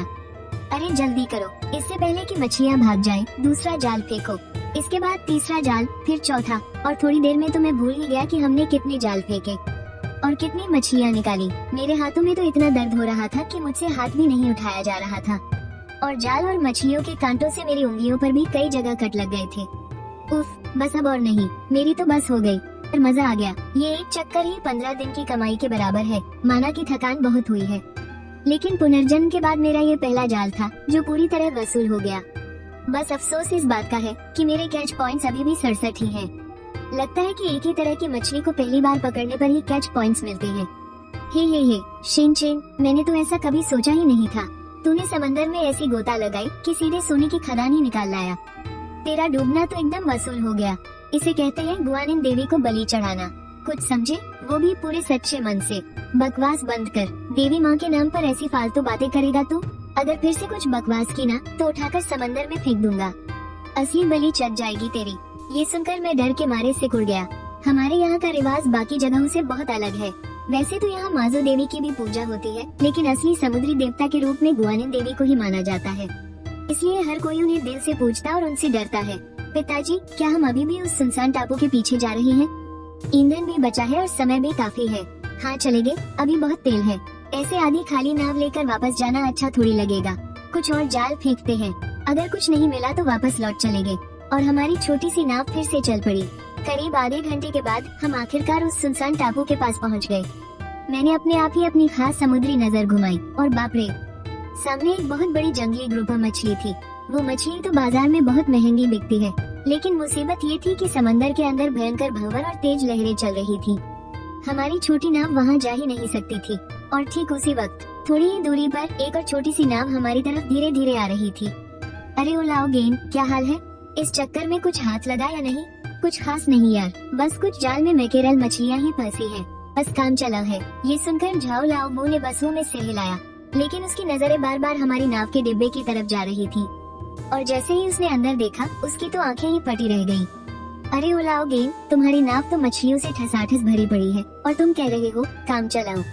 तुम दोनों की तो लॉटरी लग गई। अरे काहे की लॉटरी? ये मछलियाँ ज्यादा महंगी नहीं बिकती, बस ये है कि इनकी गिनती ज्यादा है। अरे गिनती ज्यादा है तो पैसा भी तो ज्यादा ही मिलेगा ना। तुम्हारी ये एक खेप ही हमारी कई दिनों की मेहनत के बराबर है। तुम्हें ये खजाना कहाँ से मिल गया? तुम्हारी किस्मत तो बहुत ही जोरदार है। तुम्हारी सुनाओ, तुम्हारा यहाँ कैसा चल रहा है? कुछ मिला या नहीं? अरे भाई पूछो ही मत। कई बार जाल फेंका, बस कुछ छोटी मोटी बेकार सी मछलियाँ ही फंसी हैं। इनसे तो नाव के तेल का खर्चा भी नहीं निकलेगा। ये जगह देखने में तो बढ़िया लगती है, पर यहाँ मछलियाँ टिकती ही नहीं। लाओ गेन भाई, जरा मुझे भी तो बताओ कि तुम्हें वो मैकेरल कहाँ मिली? अपने इस छोटे भाई को भी कुछ अता पता दे दो। रास्ते में ही मिल गई थी, यहाँ से कोई 3-4 किलोमीटर पीछे। उस वक्त मछलियों का झुंड शिकार के पीछे भाग रहा था और पानी में ऐसे उछल रही थी जैसे खौलते तेल में पकौड़े। अरे यार, मैं भी तो सुबह उसी तरफ से आया था, मुझे क्यों नहीं दिखी? खैर, बताने के लिए बहुत बहुत शुक्रिया मेरे भाई। मैं भी जाकर अपनी किस्मत आजमाता हूँ, फिर मिलेंगे। इतना कहकर उसने भी शेन शोशान के बताए हुए रास्ते की तरफ अपनी नाव की पूरी रेस दे दी और तेजी से निकल गया। इधर हमने भी एक बार फिर जाल फेंक कर पानी का अंदाजा लिया, लेकिन इस बार जाल में सिर्फ 1-2 छोटी मछलियाँ ही फंसी थी। इसके बाद फेंके गए जालों का भी यही हाल था। शेन शोशान ने परेशान होकर अपनी भौहें सिकोड़ ली। उन्होंने छोटी मछलियों को वापस पानी में फेंक दिया, लेकिन तभी अचानक समंदर की हवा का रुख ही बदल गया। उसमें एक अजीब सी ठंडी और गीली नमी थी। शेन शोशान ने सिर उठाकर देखा। पूरब की तरफ से एक बहुत बड़ा काला बादल धीरे धीरे छा रहा था। मौसम बिगड़ने वाला है, इसके तेवर देखकर तो यही लग रहा है। बहुत भयंकर तूफान आने वाला है। शेन होंगयुआन ने हाँ में सिर हिलाया और वो फुर्ती से जाल को समेटने लगा, लेकिन मेरी नजरें नाव के पास उस गहरे और काले पानी पर ही टिकी थी। लियो फैंग, समंदर की तलहटी में ऐसा लग रहा था जैसे कोई चीज हल्की हल्की चमक रही है। अफसोस वो बहुत दूर थी, मैं साफ साफ नहीं देख पा रहा था। ऐसे ही खाली हाथ लौटना बहुत बड़ा नुकसान होगा। बापू, मुझे एक बार पानी में उतरकर देखने दो ना, बस थोड़ी देर के लिए। मैं पहली बार समंदर में आया हूँ, मैं देखना चाहता हूँ कि नीचे का नजारा कैसा है। बकवास बंद कर, अंधा हो गया है क्या? दिखाई नहीं देता कि आसमान कैसे टूट पड़ने वाला है? लहरें भी कितनी ऊंची उठने लगी है। मरने का शौक चढ़ा है क्या तुझे, नालायक छोकरे? बापू, मैं बस एक नजर देखकर वापस आ जाऊंगा, तुरंत ऊपर आ जाऊंगा। आप भूल गए क्या? सुबह भी तो मैंने ये मछलियों का झुंड देखा था ना। अगर आपको चिंता है तो बड़े भैया को मेरे साथ भेज दो। इस लड़के की किस्मत थोड़ी अच्छी तो है, 10 मिनट का वक्त तो हमारे पास अभी भी है। और फिर होंगयुआन साथ है तो कोई दिक्कत नहीं होनी चाहिए। होंगयुआन, तू भी इसके साथ जा और इस पर कड़ी नजर रखना, समझा? सिर्फ 5 मिनट, जैसे ही वक्त पूरा हो तुरंत पानी से बाहर आ जाना तुम दोनों। हाँ बापू, समझ गया। दोनों भाइयों ने एक पल भी बर्बाद नहीं किया। छपाक की आवाज के साथ उन्होंने उस बर्फीले पानी में छलांग लगा दी। दोनों लगभग 10 मीटर की गहराई तक गए होंगे कि तभी उनकी छाती में घुटन सी होने लगी। वो तुरंत सांस लेने के लिए सतह पर आ गए। कुछ दिखाई दिया क्या? नहीं, बहुत गहरा है, अभी तक तो तलहटी भी नहीं दिखी। भैया, मैं एक बार और नीचे जाता हूँ। मैंने एक गहरी सांस ली और अपनी पूरी ताकत लगाकर समंदर की गहराई में गोता लगा दिया। पानी के भारी दबाव से मेरे कानों में भयंकर दर्द होने लगा। छाती ऐसा लग रहा था कि अभी फट जाएगी। जब मुझे लगा कि अब मेरी सांसें बस टूटने ही वाली हैं, तभी मेरे पैरों ने नीचे उस मुलायम सी मिट्टी को छू लिया। मैंने तुरंत अपनी समंदर की आंखें खोल दी। अचानक सामने एक बड़ी सी चट्टान के नीचे एक नीली सी चमक ने मेरा ध्यान अपनी ओर खींचा। हाँ, आखिरकार मैंने तुम्हें ढूंढ ही लिया। अरे बाप रे, ये तो लॉबस्टर है। और तो और इनमें से एक लॉबस्टर राजा तो तकरीबन आधा मीटर लंबा है। इस बार तो पक्का लॉटरी लग गई। मैंने जल्दी से अपने हाथ हिलाकर इशारा किया और शेन होंगयुआन ने भी तुरंत जाल वाली टोकरी खोल दी। हम बहुत ही दबे पांव उसके पास गए, लेकिन उस बड़े लॉबस्टर को शायद खतरे का एहसास हो गया था। उसने अपनी पूंछ को हल्का सा फैलाया और किसी भी पल वहाँ से भाग निकलने की तैयारी में आ गया। ये देखकर मैंने अपनी सांस रोक ली और धीरे धीरे अपना हाथ उसकी तरफ बढ़ाया। लेकिन तभी उस लॉबस्टर राजा ने अपनी भारी भरकम पूंछ से एक जोर का झटका मारा। एक ही झटके में सारी मिट्टी उड़ गई और पानी धुंधला हो गया। शुक्र है कि शेन होंगयुआन पहले से ही तैयार था। उसने इसके भागने की दिशा का सही अंदाजा लगाया और उस बड़े लॉबस्टर को सीधा जाल के अंदर धर दबोचा। पकड़ लिया और मैंने भी फुर्ती दिखाते हुए उसे कसकर दबा दिया। पास ही मौजूद एक छोटे लॉबस्टर को बड़े भैया के पकड़े हुए जाल में डाल दिया गया। एक बड़ा लॉबस्टर पकड़ा गया, सी कैचिंग के 3 अंक जुड़ गए। एक लॉबस्टर किंग पकड़ा गया, सी कैचिंग के 10 अंक जुड़ गए। कुल अंक 85 हो गए। तभी मैंने देखा कि चट्टान की दरारों में कुछ हलचल हो रही है, लेकिन हमारी सांसें टूट रही थी और फेफड़े फटने को थे, इसलिए मैंने जल्दी से बड़े भैया को इशारा किया। हम दोनों ने एक साथ पानी से बाहर सिर निकाला और बुरी तरह से हौंकते हुए हवा में लंबी लंबी सांसें लेने लगे। बाहर आते ही देखा कि अंधेरा छा गया है और बहुत जोरों की बारिश होने लगी है। शेन शोशान ने अपना आधा शरीर बाहर निकाला और हमें खींचते घसीटते नाव पर चढ़ा लिया। हो नालायक छोकरो, मौसम बिगड़ रहा है और तुम अब भी वक्त बर्बाद कर रहे हो। जान गंवानी है क्या? अरे बाप रे बाप, ये झींगा तो कोई राक्षस लग रहा है। तेरी तो मैंने अपनी आधी जिंदगी गुजार दी, पर पहली बार इतना बड़ा झींगा देखा है। इसके पूरे शरीर पर कांटे ही कांटे हैं। क्या ये लड़का समुद्र देवता का सगा बेटा है? अभी थोड़ी देर पहले सीप, फिर केकरों का राजा और अब तो ये झींगों का परदादा ही निकाल लाया। लेकिन तभी बादलों की एक जोरदार गड़गड़ाहट हुई। ऐसा लगा जैसे आसमान ठीक हमारे सिर के ऊपर फट गया हो। पल भर में ही मूसलाधार बारिश होने लगी। शेन शोशान चौंक गया और अचानक अपने सदमे से बाहर आ गया। अरे सब लोग कसके पकड़ लो। उसने अपनी पूरी ताकत लगा दी और नाव के इंजन की रेस पूरी तरह से बढ़ा दी। छोटी सी नाव उस भयंकर तूफान में झटके से आगे बढ़ी और पूरी रफ्तार से मछुआरों के गांव की तरफ दौड़ पड़ी। लेकिन वापस लौटते समय शेन शोशान की आंखें अचानक फटी की फटी रह गईं। वो उस सुनसान टापू के दूसरी तरफ समंदर को घूरने लगा। अरे यार, वो नाव अभी तक गई क्यों नहीं? शेन शोशान ने अपने दोनों हाथ मुंह के पास रखे और पूरी ताकत से उस सफेद नाव की तरफ चिल्लाया, ओए जल्दी निकलो वहाँ से, भयंकर तूफान आने वाला है। क्या वहाँ मरने के लिए रुके हो? लेकिन वो सफेद नाव अपनी जगह पर ही रुकी रही। उसके हिलने का कोई नामो निशान नहीं था। बापू, वो लोग हाथ हिला रहे हैं। गड़बड़ है बापू भैया, उनकी नाव शायद चट्टान से टकरा गई है। नाव हिल नहीं पा रही है। उसके चेहरे का रंग तुरंत उड़ गया। इस टापू के चारों तरफ बहुत सारी छिपी हुई चट्टानें हैं। यहाँ के पुराने मछुआरों को भी बहुत बच बचाकर निकलना पड़ता है। वो लोग देखने से ही बाहर वाले लग रहे हैं। चट्टान से तो टकराना ही था, लेकिन अभी इस मनहूस मौसम में हमारी अपनी नाव कभी भी पलट कर डूब सकती है। अगर हम और पास गए तो हो सकता है कि हम भी उसी में फंस जाएं। बापू, अब सोच विचार मत करो। हम उन्हें ऐसे मरते हुए नहीं छोड़ सकते। हाँ बापू, हमें वहाँ चलकर देखना होगा। जितने लोगों की जान बचा सके उतना अच्छा है। शेन शोशान ने दांत पीसे और जोर से अपना पैर पटका। होंगयुआन, नाव को संभालो और उनके पास ले चलो।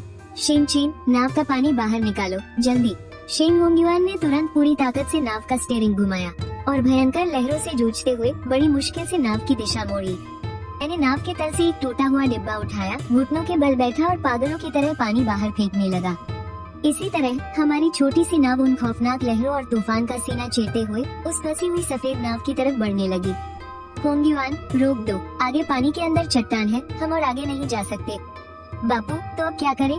शेन शोशान ने बिना कुछ कहे 2 मोटे रस्से निकाले, उन्हें अपनी कमर पर 2-3 बार लपेटा और फिर नाव के पिछले हिस्से के खंभे से कसकर बांध दिया। चलो मेरे साथ पानी में कूदो। शेन चेन, तुम नाव पर ही रहना और इसका ध्यान रखना। रस्से को कसकर पकड़े रहना। नहीं बापू, मैं भी जाऊंगा। बकवास बंद कर और नाव पर ध्यान दे। रस्सा ढीला हो या कड़ा, तुझे ही संभालना है। ये तेरे बाप और तेरे सगे भाई की जिंदगी का सवाल है। बापू, भैया, आप दोनों अपना ख्याल रखना। फिर बाप बेटे एक एक करके उस उफनते समंदर में कूद गए।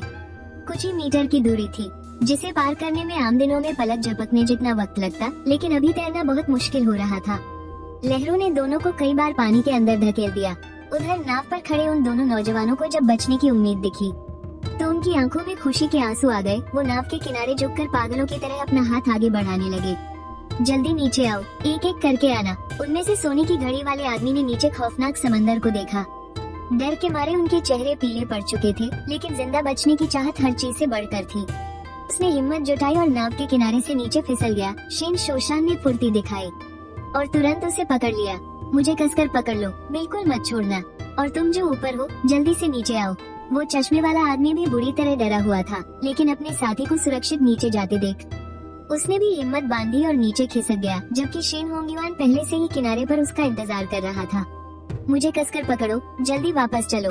मैं नाव से ये सब देख रहा था और मेरी रूह कांप रही थी। पिताजी की तेज आवाज सुनते ही मैंने तुरंत रस्सी खींचना शुरू कर दिया। रस्सी के सहारे वे चारों लोग बड़ी मुश्किल से छोटी नाव की तरफ बढ़ने लगे, लेकिन जैसे ही वे लोग नाव के पास पहुंचने वाले थे, अचानक किनारे से एक बहुत ही तेज आंधी आई। बड़ी नाव के डेक से एक फोल्डिंग कुर्सी हवा में घूमते हुए सीधा पानी में मौजूद उन चारों लोगों के ऊपर आ गिरी। वो कुर्सी सीधे शेन होंगयुआन के उसी हाथ पर जोर से लगी जिससे उसने चश्मे वाले आदमी को पकड़ रखा था। हाथ में अचानक हुए तेज दर्द की वजह से शेन होंगयुआन का हाथ झटके से छूट गया और उसके पकड़े हुए चश्मे वाले आदमी का संतुलन बिगड़ गया और वो सीधे गंदे और ठंडे पानी में डूबने लगा। मिंगजे अंकल, उसे बचाइए, जल्दी उसे बचाइए। वो मेरा सगा भाई है, मैं आपके हाथ जोड़ता हूँ। बस आप उसे किसी तरह बाहर निकाल लीजिए। आप जो पैसा मांगेंगे मैं दूंगा। इस तूफान में अब उसे कैसे बचाएं? तेरे अपने कंधों पर पहले से ही एक मुसीबत लदी है और लहरें इतनी भयानक हैं। अगर बिना सोचे समझे उधर गए तो अपनी जान से भी हाथ धो बैठेंगे। बकवास बंद करो। होंगयुआन, वापस नाव पर लौटो। पानी में धीरे धीरे मिटते हुए बुलबुले देखकर शेन होंगयुआन की आंखें नम हो गयी, लेकिन उसे पता था कि पिताजी बिल्कुल सही कह रहे हैं, इसलिए उसने अपने दांत भींचे और कमर पर बंधी रस्सी के सहारे पूरी ताकत से छोटी नाव की तरफ पैर मारने लगा। मगर तभी उनके बगल से पानी में किसी के छलांग लगाने की जोरदार आवाज आई। मैंने बिना कुछ सोचे समझे सीधे पानी में गोता लगा दिया था और तेजी से उस तरफ तैरने लगा जहाँ वो चश्मे वाला आदमी डूबा था। अबे ओए पागल लड़के, वापस लौटा, फौरन वापस आ। शेन शोशान के पकड़े हुए उस सोने की घड़ी वाले आदमी के भी होश उड़ गए और वो शून्य में डूबते हुए समुद्र को देखने लगा। गुस्से से शेन शोशान का खून खौल रहा था, लेकिन वो एक हाथ से उस आदमी को पकड़े हुए था। पानी के बीच फंसे होने की वजह से वो बिल्कुल बेबस था। उधर दूसरी तरफ समुद्र में कूदते ही मैंने अपनी आई ऑफ द ओशन शक्ति का इस्तेमाल किया और जल्द ही पानी में 7-8 मीटर की गहराई में मुझे वो चश्मे वाला आदमी देखा जो पानी में बुरी तरह हाथ पैर मार रहा था और उसके मुंह से लगातार बुलबुले निकल रहे थे। मैं तैरकर उस चश्मे वाले आदमी के पीछे पहुंचा, अपने दोनों हाथ उसके बगलों के नीचे से निकाले, उसकी छाती को कसकर पकड़ लिया और पूरी ताकत लगाते हुए उसे खींचकर ऊपर की तरफ तैरने लगा। मैं मुश्किल से 2-3 मीटर ही ऊपर आया था कि तभी मेरी पीठ किसी चीज से जोर से टकराई। एक ही पल में मेरे रोंगटे खड़े हो गए। अरे तेरी तो, ये तो किला वेल थी। हालांकि मैंने सुना था कि जंगली किला वेल इंसानों पर कम ही हमला करती है, लेकिन वो तो सिर्फ सुनी सुनाई बातें थी। अब जो हालात थे, अगर इस सामने वाली आफत ने मुझे उलझा लिया तो उसका नतीजा बहुत भयंकर होगा। लेकिन वो किला वेल शायद सिर्फ उत्सुक थी। उसने हमारे चारों तरफ बस एक चक्कर लगाया, मगर फिर भी मेरे पसीने छूट रहे थे, क्योंकि थोड़ी ही दूर पर वैसे ही कुछ और भी विशालकाय किला वेल्स ने हमें धीरे धीरे बीच में घेर लिया है। नहीं, अगर ऐसा ही चलता रहा तो अगर हम इन वेल्स का शिकार नहीं भी बने तो भी डूबकर मर जाएंगे। भाड़ में जाए सब। मैंने हिम्मत जुटाई और अपने दोनों पैरों से पूरी ताकत लगाकर पानी में तैरने लगा। लेकिन जैसे ही मैं पूरी ताकत से ऊपर की तरफ आया, मेरी नजर अचानक उस फंसी हुई सफेद नाव पर पड़ी। मैंने देखा कि उस नाव के नीचे कोई छोटी सी काली और सफेद परछाई जैसी चीज थी। असल में एक छोटी किलर वेल मछली पकड़ने वाले जाल में फंसी हुई थी और वो बड़ी वेल्स मुझसे मदद मांग रही थी। लेकिन यह आदमी अब और नहीं टिक पाएगा। अभी सबसे जरूरी किसी इंसान की जान बचाना है। मैंने अपनी पूरी ताकत लगाई और ऊपर की तरफ तैरता रहा। आखिरकार हम दोनों पानी के बाहर आ ही गए। बारिश की तेज आवाज और अफरातफरी ने मुझे घेर लिया। शिन चिन यहाँ, शिन चिन जल्दी इधर आओ, होंगयुआन जल्दी नाव उधर ले चलो। छोटी नाव तेजी से हमारे पास आ गई। सबने मिलकर उस बेहोश चश्मे वाले आदमी को खींचा और नाव के तख्ते पर लिटा दिया। मिंगजे, मिंगजे आंखें खोलो, अभी हुए नालायक, तुझे अपनी जान की परवाह नहीं है क्या? घर चल, आज तो मैं तेरी चमड़ी उधेड़ दूंगा। जल्दी ऊपर आ, जल्दी। पिताजी, मैं बस अभी आया। मैं बस इतना ही चिल्ला पाया और फिर पीछे की तरफ जोर लगाकर पानी में कूद गया। चेन चेन, अरे वो नालायक कहीं के, तू आखिर करना क्या चाहता है? हे भगवान, रक्षा करना, तुझे कुछ होना नहीं चाहिए, प्लीज, सब ठीक रहे। और जैसे ही मैंने दोबारा पानी में छलांग लगाई, मैं सीधा उस छोटी किलर वेल की तरफ तैरने लगा। मुझे वो फंसी हुई छोटी वेल जल्दी ही मिल गई। उसका छोटा सा शरीर मछली पकड़ने वाले जाल में बुरी तरह जकड़ा हुआ था। वो दर्द और तड़प में बार बार रोने की आवाजें निकाल रही थी। मैं तैरकर उसके पास गया और बहुत सावधानी से जाल के उन धागों को पकड़ा जो सबसे ज्यादा चुभ रहे थे। फिर चट्टान से कटे हुए हिस्से के सहारे मैंने धीरे धीरे उस मजबूत जाल को फाड़ना शुरू किया। शायद उस छोटी वेल को भी मेरा इरादा समझ आ गया था, इसलिए दर्द में रोने के बावजूद अब उसका छटपटाना काफी कम हो गया था। धीरे धीरे समय बीतता गया और जब मैंने जाल का आखिरी धागा भी तोड़ दिया तो छोटी वेल ने जोर से झटका मारा और एक ही पल में खुद को आजाद कर लिया। छोटी किलर वेल को सफलतापूर्वक बचा लिया गया है। आपके समुद्री पॉइंट्स में 20 की वृद्धि हुई है। वर्तमान पॉइंट 100 हो गए हैं। टारगेट जीव छोटी किलर वेल की पहचान कर ली गई है। ये होस्ट के प्रति बहुत दोस्ताना रवैया दिखा रही है। आप इसके साथ कॉन्ट्रैक्ट करने की कोशिश कर सकते हैं। कॉन्ट्रैक्ट सफल होने के चांस बढ़ गए हैं। इसके लिए 100 पॉइंट्स खर्च करने होंगे। क्या आप कॉन्ट्रैक्ट करना चाहते हैं? क्या किलर वेल के साथ भी कॉन्ट्रैक्ट हो सकता है? तो फिर इंतजार किस बात का?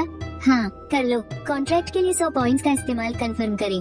सिस्टम की आवाज खत्म होते ही उस छोटी वेल के शरीर पर अचानक एक नीली चमक फैल गई और उसी पल मुझे ऐसा लगा जैसे हम दोनों के बीच एक हल्का सा मानसिक जुड़ाव बन गया है। कॉन्ट्रैक्ट सफल रहा। टारगेट जीव यानी छोटी किलर वेल ने होस्ट के साथ एक शुरुआती दिमागी संपर्क बना लिया है। हाँ, काम हो गया, मेरी जान में जान आई। लेकिन तभी मुझे अपनी आंखों के आगे अंधेरा छाता हुआ महसूस हुआ। मेरे होश उड़ने लगे थे। मुझे ऊपर जाना होगा, मुझे बस ऊपर जाना है। मैंने अपनी बची खुची आखिरी ताकत लगाई और अपने पैरों से पानी में जोरदार धक्का मारा। मुझे जहाँ तक याद था मैंने उसी दिशा में सतह की तरफ पूरी जान लगाकर तैरना शुरू किया। लेकिन पानी के नीचे बहुत धुंधला था। मुझे दिशा का कुछ अंदाजा ही नहीं लग रहा था। मुझे लगा जैसे मैं सतह से और भी दूर, बहुत दूर होता जा रहा हूँ। मेरे चारों तरफ और ज्यादा अंधेरा घिरने लगा। मुझे अभी तो दूसरा जन्म मिला था। अभी तो जिंदगी पटरी पर आना शुरू ही हुई थी और अब मैं इस समंदर की गहराई में डूबकर मरने वाला हूँ। हाँ, शायद मैं दुनिया का सबसे बदकिस्मत इंसान हूँ जिसे नया जन्म मिला। और जैसे ही मेरे होश पूरी तरह से जाने लगे, अचानक एक बहुत मजबूत ताकत ने मेरे डूबते हुए शरीर को नीचे से कसकर थाम लिया। वो वही छोटी किलर वेल थी। उसने अपने चौड़े और मजबूत सिर के सहारे मुझे ऊपर उठाया और तेजी से पानी की सतह की तरफ ले गई। जैसे ही हम उस बर्फीले पानी को चीरकर बाहर आए, मुझे और कुछ होश नहीं रहा। मैं बस पागलों की तरह लंबी लंबी सांसें लेकर हवा अंदर खींचने लगा। सच में इस छोटी वेल का बहुत बहुत शुक्रिया। अगर ये नहीं होती तो पक्का मैं आज यही मारा जाता। पर हमारी नाव कहाँ है? पिताजी मुझे ऐसे छोड़कर तो नहीं जा सकते ना? लेकिन मेरी नजरें जहाँ तक भी गई, वहाँ सिर्फ एक धुंधला उदास आसमान ही था। मेरे लगातार ढूंढने के बाद भी आखिरकार करीब 100 मीटर से भी ज्यादा दूर मुझे वो छोटा सा काला धब्बा दिखा जो तेज लहरों में बुरी तरह हिचकोले खा रहा था। पिताजी, भैया और ठीक उसी वक्त शेन शोशान और शेन होंगयुआन बाप बेटे दोनों नाव के किनारे झुके हुए थे और पानी की उसी जगह को टकटकी लगाए देख रहे थे जहाँ मैं गायब हुआ था। अचानक सोने की घड़ी वाले आदमी को कुछ सुनाई दिया और उसने झटके से अपना सिर उठाया। वहाँ कोई हाथ हिला रहा है। ये सुनते ही शेन शोशान ने तेजी से सिर घुमाया। धुंधली बारिश के बीच उसे एक हाथ पूरी ताकत से हवा में हिलता हुआ दिखाई दिया। शेन चेन, वो शेन चेन है। होंगयुआन, नाव उधर ले चलो। जैसे ही छोटी नाव तेजी से पास पहुंची, शेन शोशान और शेन होंगयुआन ने अपनी पूरी जी जान लगाकर मुझे खींचकर नाव पर चढ़ा लिया। शुक्र है पिताजी और बड़े भैया वहाँ थे, वरना इस बार तो मेरा काम तमाम हो गया था। अरे ओ नालायक, आदमी को बचा तो लिया था ना, फिर तू नीचे मरने के लिए क्यों गया था? मुझे पता भी है कि मेरी तो जान ही। पिताजी, मैं तो बचाने गया था किलर व्हेल को। अरे बाप रे, मैंने अपनी आधी से ज्यादा जिंदगी गुजार दी, लेकिन किलर व्हेल को इतने करीब से पहली बार देखा है। घबराओ मत, हमारे यहाँ इन जीवों के किसी इंसान को नुकसान पहुँचाने की बात कभी नहीं सुनी गई। वो शायद बस यहाँ से गुजर रही है। हे ये छोटी वाली तो काफी समझदार है। चलो बहुत हुआ, होंगयुआन जल्दी से नाव चालू करो, अगर वे वापस आ गई तो मुसीबत हो जाएगी। उसी वक्त यानमोशान के घाट वाले गोदाम पर लियू गुइलान उस धुंधले भूरे समंदर को टकटकी लगाए देख रही थी और घबराहट में उसके हाथ अपने आप कपड़ों के किनारे मरोड़ रहे थे। और शेन शियातांग अपनी माँ से चिपक कर खड़ी थी। उसके छोटे छोटे हाथों ने गुइलान की पैंट को कसकर पकड़ा हुआ था। उसके छोटे से चेहरे पर साफ चिंता दिख रही थी। गुयन, इतनी चिंता मत करो, शोशान तो सालों से समंदर में जा रहा है। उसने ऐसा कौन सा तूफान है जो नहीं देखा? शायद मछलियाँ ज्यादा मिल गई होंगी, इसलिए देर हो गई। आखिर वहाँ हुआ क्या है? इतने भयंकर तूफान में अगर समंदर में सोना भी गिर जाए तो भी बाकी सब अपनी नाव लेकर वापस आ गए हैं, बस हमारी ही नाव का कोई अता पता नहीं है। हे भगवान, हे देवी माँ, कृपा करके उन बाप बेटों की रक्षा करना। माँ डरो मत, पिताजी और भैया जल्दी ही आ जाएंगे। माँ, मुझे अपने भाइयों पर पूरा भरोसा है, वो बिल्कुल सुरक्षित लौटेंगे। और ठीक उसी वक्त एक दुबला पतला सा सांवला आदमी फटी हुई प्लास्टिक की पन्नी ओढ़े दौड़ता हुआ आया। गुयन भाभी, लाओ, क्या तुमने शोशान और बच्चों को देखा? हाँ देखा है। मेरी नाव वापस आने में लेट हो गई थी, तो उस वीरान टापू के पास से गुजरते हुए मुझे शोशान भैया की नाव दिखी थी। तो वो लोग कैसे हैं? वो अब तक वापस क्यों नहीं आए? उस वक्त उस वीरान टापू के पीछे एक सफेद रंग की नाव फंसी हुई थी और फिर मैंने देखा कि शोशान भैया की नाव शायद उस फंसी हुई नाव की तरफ जा रही थी। तुम्हारा मतलब है कि शोशान उस सफेद नाव वाले लोगों को बचाने गया है? मुझे तो ऐसा ही लगा। वो सफेद नाव वहाँ ऐसी फंसी थी कि हिल भी नहीं पा रही थी, और शोशान भैया का जो स्वभाव है उसे देखकर वो पक्का मदद करने गए होंगे। ये बात सुनते ही लियू गुइलान की आंखों के सामने पल भर में अंधेरा छा गया। उसका शरीर डगमगाया, वो बस गिरते गिरते बची। पास खड़ी एक औरत ने तुरंत उसे सहारा दिया। गुइयन भाभी, आप ठीक तो है ना? लियू गुइलान ने अपना हाथ हिलाया। उसके होंठ कांप रहे थे, लेकिन मुंह से एक लफ्ज नहीं निकल रहा था। बाहर तूफान इतना भयंकर है कि उनकी अपनी वो छोटी सी खटारा नाव किसी भी पल डूब सकती है, और ऊपर से वो दूसरों को बचाने गए हैं। ये तो सीधे सीधे मौत से खेलना है। अगर उन बाप बेटे को कुछ हो गया तो हमारा क्या होगा? गुइयन, खामख्वाह खुद को मत डराओ। हो सकता है शोशान भैया अब तक लोगों को बचा चुके हो और बस वापस लौट ही रहे हो। हाँ बिल्कुल, भगवान अच्छे लोगों की हमेशा रक्षा करता है। सोंगशान भैया और बाकी सब बिल्कुल ठीक होंगे। लेकिन ठीक तभी बगल से एक मनहूस सी आवाज बीच में टोकते हुए बोली, हाँ ये तो कोई नहीं कह सकता। पिछले साल बूढ़े शूतो भी तो ऐसे ही तूफान में लोगों को बचाने गए थे ना, और नतीजा क्या निकला? लोगों को बचाना तो दूर की बात, उल्टे अपनी ही जान से हाथ धो बैठे। उनके घर के बूढ़े और बच्चे सब उसी की कमाई पर जीते थे। घर का आदमी क्या गया, अब रोज भूखे मरते हैं, पहनने को ढंग के कपड़े तक नहीं है। उनकी हालत बहुत ही बुरी है। झांक चुई हुआ, अगर कुछ ढंग का नहीं बोल सकती तो अपना मुंह बंद रख। क्या हुआ? क्या मैंने कुछ गलत कहा? सबने अपनी आंखों से देखा है कि उस बेचारी विधवा और अनाथ बच्चों की जिंदगी कितनी मुश्किल हो गई है। झांक चुई हुआ, अपना मुंह बंद रखो। शोशान और बाकी लोग वहाँ दूसरों की जान बचाने गए हैं। ये एक पुण्य का काम है और तुम यहाँ बैठकर ऐसी मनहूस बातें कर रही हो। आखिर तुम्हारे मन में चल क्या रहा है? ओह, मैं भी सोचूं ये कौन बोल रहा है। अच्छा तो ये वार्निंग है। क्या बात है, अभी से अपने ससुराल वालों की तरफदारी करने लगी? अभी तो तुम्हारी शादी भी नहीं हुई है। शेन परिवार तुम्हें अपनी बहू मानेगा भी या नहीं, ये भी पक्का नहीं है। बकवास बंद करो, मुझे बस तुम्हारा यहाँ बैठकर जले पर नमक छिड़कना बर्दाश्त नहीं हो रहा है। निंशान चाचा और बाकी लोग अपनी जान जोखिम में डालकर दूसरों को बचाने गए हैं और तुम यहाँ बैठकर उन्हें बद्दुआएं दे रही हो। क्या तुम्हारा जमीर मर गया है? मैंने कोई बद्दुआ नहीं दी, मैं तो बस सच बोल रही हूँ। क्या बूढ़े शूतों का मामला सबके सामने नहीं है? गुइयन भाभी, क्या मैं ये आपके भले के लिए नहीं कह रही हूँ, ताकि आप दिमागी तौर पर तैयार रहें? तुम बस इसलिए जल रही हो क्योंकि शेन चेन को एक बड़ा सीप मिल गया है। तुम्हें जलन हो रही है कि शोशान चाचा के परिवार के अच्छे दिन आने वाले हैं। तुम तो चाहती ही यही हो कि उनके साथ कुछ बुरा हो जाए। बकवास, क्या उस सड़े हुए सीप को खाकर पेट भरेगा? मैं तो बस गुइयन भाभी को अच्छे मन से आगाह कर रही थी, ताकि बाद में बहुत हो गया झांक चुई हुआ। अगर अब तुमने एक लफ्ज भी और निकाला ना तो कसम से तुम्हारे पति झाओ दाजू की जगह मैं तुम्हारी आके ठिकाने लगा दूंगा। शोशान और बाकी लोगों की जिंदगी और मौत का अभी कुछ पता नहीं है और तुम यहाँ लोगों को भड़का रही हो। तुम्हारी नीयत क्या है? अगर अब फालतू की बकवास की ना तो बाहर जाकर बारिश में दफा हो जाओ। यहाँ तो भलाई का कोई जमाना ही नहीं रहा।